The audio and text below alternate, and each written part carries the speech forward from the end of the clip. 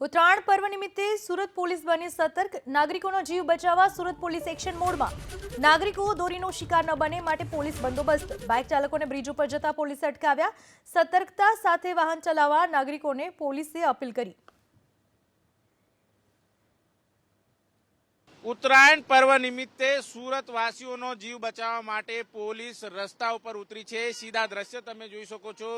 આજે ઉત્તરાયણને લઈને પતંગબાજો છે એ પતંગબાજી કરશે અને પતંગ કપાતા એ જે દોરા હોય છે બ્રિજ પર લટકતા હોય છે ત્યારે ઘટનાઓ ઘટતી હોય છે, લોકોના ગળા કપાવાની ઘટના ઘટતી હોય છે। ત્યારે લોકોના જીવ બચાવવા માટે સુરત પોલીસ આ પ્રમાણે બ્રિજના છેડે ઉપસ્થિત થઈને લોકોની સેવામાં અત્યારે હાલ કામગીરી કરી રહી છે।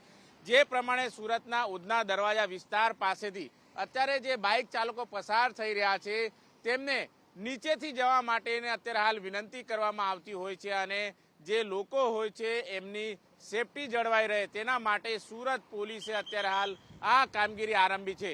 સુરતના અલગ અલગ 125 જેટલા ફ્લાયઓવર બ્રિજ છે, ત્યાં તમામ બ્રિજ ઉપર સુરત પોલીસને તૈનાત કરવામાં આવી છે અને તમામને આ રીતે અપીલ કરવામાં આવે છે કે આજે ઉત્તરાયણ પર્વ છે અને પતંગના કાતિલ દોરા છે એ બ્રિજ ઉપર લટકતા હોય છે ત્યારે પૂર ઝડપે પસાર થતા બાઇક ચાલકો હોય છે તેમના ગળામાં આ દોરો ન આવે, તેમનું મોત ન થાય, તેમને ઈજા ન થાય તેના માટે સુરત પોલીસ છે અત્યારે આ પ્રમાણે તેમને સેવામાં જોતરાઈ ચૂકી છે। દ્રશ્યમાં જોઈ શકાય છે પોલીસ અધિકારીઓ છે, ટ્રાફિક બ્રિગેડના જવાનો છે એ તમામે તમામ અત્યારે અહીં ઉપસ્થિત થયા છે અને આ રીતે જે જવાનો છે તેઓ બાઇક ચાલકોને એક બીજા રસ્તેથી જવા માટે અપીલ કરતા હોય છે કારણ કે કાતિલ દોરો તેમનો જીવ લઈ શકે છે।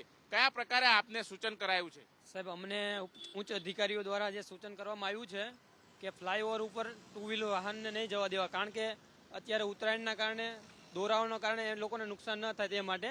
અને એવી પણ સૂચના મળેલ છે કે 9 વાગ્યા પછી જે ટુ વ્હીલર વાહનમાં સેફ્ટી ગાર્ડ લગાવેલા છે તે લોકોને જવા દેવામાં આવશે।